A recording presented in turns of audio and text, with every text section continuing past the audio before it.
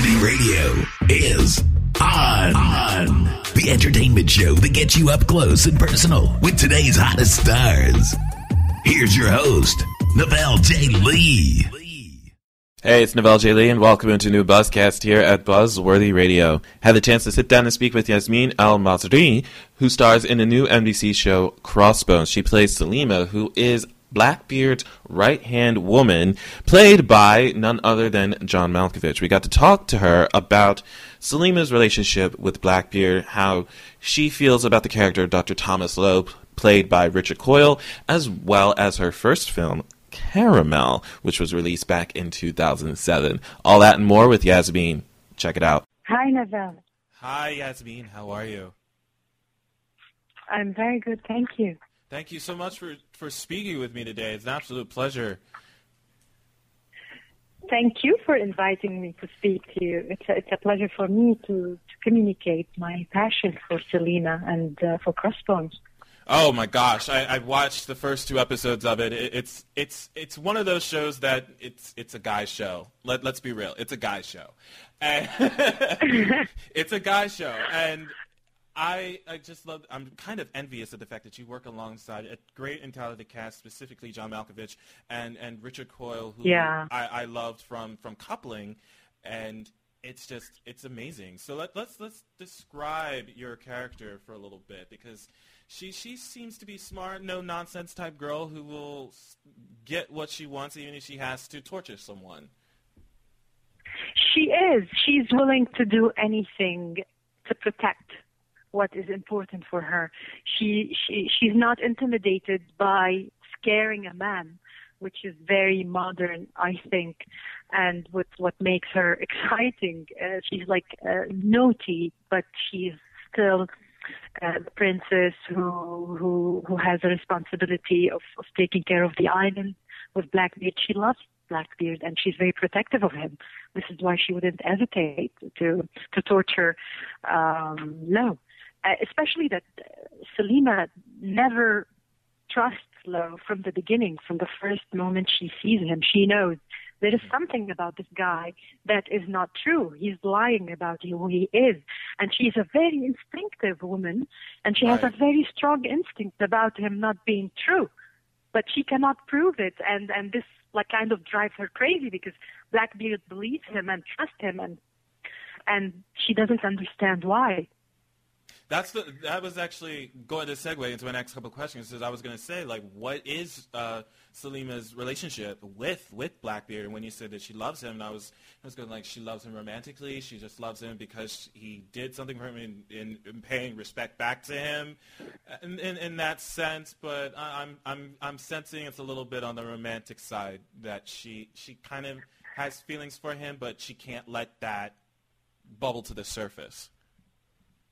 Yeah, I cannot give away a lot today, Novell, but you will discover more about the relationship in the coming episodes. But what is exciting about what makes this relationship very attractive is these doubts. There are always doubts. It's a very modern relationship, because the two are very strong. The two are equal intellectually, and the two do not want to surrender completely one to the other. They are attracted to each other. They love each other. They would do anything to protect each other, but also they can kill each other, and they can not trust each other. It's a very modern, very mysterious, and I find that what makes that relationship interesting is nothing is sure. There's always a tango, if we can use that word, dancing tango. Do you like tango? I like tango. I love the tango. Their relationship is a tango. This is how I would describe it. Interesting. And you also touched on the relationship in reference to Coyle's character of Dr. Thomas Lowe. And yeah, it's one of those things where I'm trying to pinpoint exactly what does she think of him in a sense, but Blackbeard's putting a little bit too much trust into him, especially since he saved his life and in the pilot episode. Yeah. But she's kind of looking at him and going like, what does Blackbeard see in him in order to keep him alive still? Yeah, I think she's kind of angry because Lowe became too close too fast. And this is something not usual of Blackbeard. And she can obviously see that Lowe got into him somehow. He got into him, and she doesn't like that. She doesn't like to see Blackbeard being weak in front of danger, something dangerous. So she feels the danger. She feels something bad is coming from this guy being on the island. And she will definitely keep going after him. It will be more and more exciting. Selima will not stop going after Lowe, this I can tell you, and she will keep trying to prove to Blackbeard that he is not a man to trust. Awesome. I can't wait to see that coming up in tomorrow's episode for sure. Yeah. And you will be watching. I will be watching. And Great. this is actually your first U.S. American role, if I'm not mistaken. Yes, I am so lucky, Navel. I am so lucky. I was just saying that I am surrounded with a great team of women, starting with my manager, Margaret Pollack, Mickey Caruso, and now I'm working with Erica Gray as my publicist, and even the casting director who cast me for the role on Crossbones, Avi Kaufman. I really got very lucky to be supported by great people who helped me prove that I really love this character and I really can be Selima. And I get also a lot of support from my husband because, I just had a baby and it's not easy to come back to the acting world. Thank you. So I was having a lot of fears about me being able to, to go back to set and be the strong, seductive Selima. Right. It wasn't an easy thing to me. I was very scared, and I really got a lot of support and love from my husband, and this allowed me to be on set and allowed me to do my work. I think it's wonderful that you had such a strong support system to going back into work, not just with your husband, but you also have a strong cast that you work with as well. Yeah. I mean, it was so intimidating. Yeah. I mean, when I say I'm envious, I mean that full throttle because working alongside John Malkovich, especially as his right-hand woman, I mean, what's that like? I words cannot express, I'm sure. I can only say that I'm very lucky, and I must, there must be something good about me. I keep saying this to myself. I must have something good that made me be what I am. I keep working on myself always as an artist. I love acting, and I'm discovering my passion to acting more and more every day. And being in front of John Malkovich was definitely an experience that I will never forget. He's a great, great teacher and also a great friend. I love him, and I love his wife, Nicole, and I learned a lot from him, Navel, a lot. He shares everything that he knows, and he's one of these actors who know that you will only be good if your partner is as good as you. He gives you everything, so you can honor his presence and really enjoy. He loves acting, and he loves being directed, and just to be around him and see his ethics of work is something inspiring and empowering for an actor, and I learned a lot from working with him. That's amazing. Now, I knew of this movie, but I had no idea that you were a part of this film, Caramel.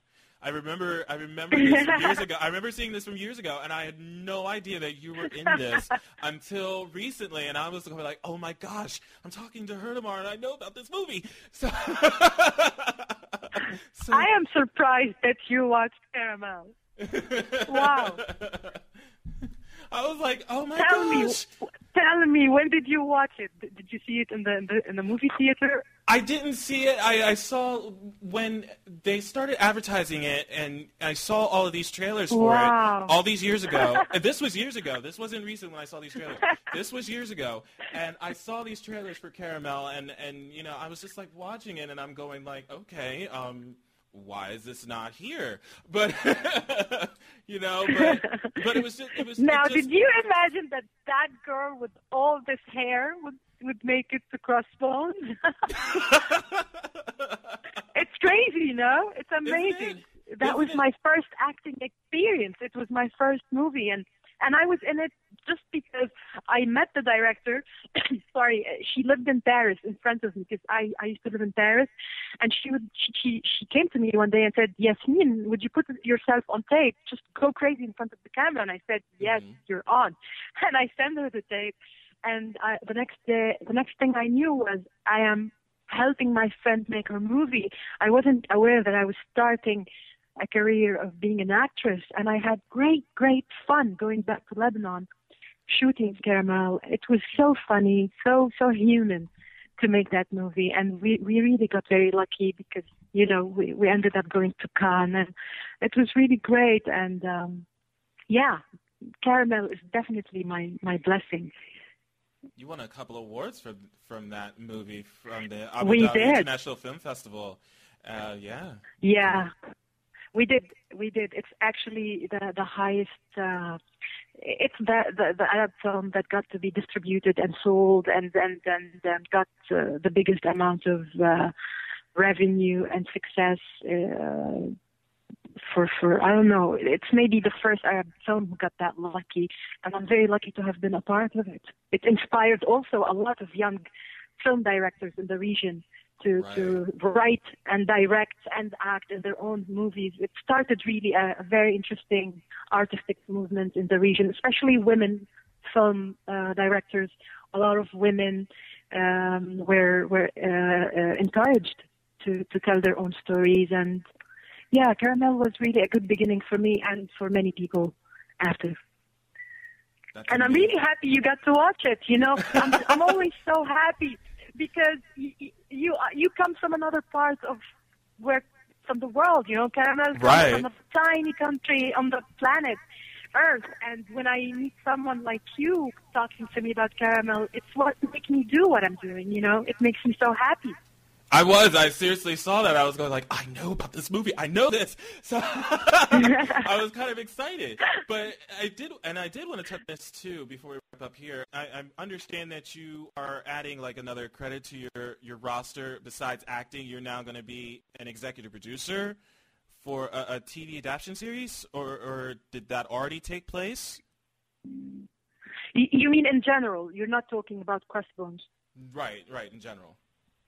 Yes, definitely, Navel. I am a part of this new generation of women. I think many artists, women now, do write, direct, produce. I think it's the future. I do believe an artist should not be only someone who is a voice for other people's ideas. I believe that's a part of the craft. But I do believe today women can tell their own stories, and an actor can write and can direct in the right time. And I am hoping to be one of these artists who later will be able to share my own stories and vision of this art. Well, I wish you much success with Crossbones. I mean, it's a fun show to watch, and thank you. I love it. Yeah, it's an adventure that is just starting for me, and I'm crossing fingers for my Crossbones, and it's exciting, and many things are possible, many opportunities, and I'm just excited and happy to be a part of it. I hope people will watch it and love it and support it, because it's a great project. Absolutely, and I want to ask you too before I wrap up. Where was Crossbones filmed?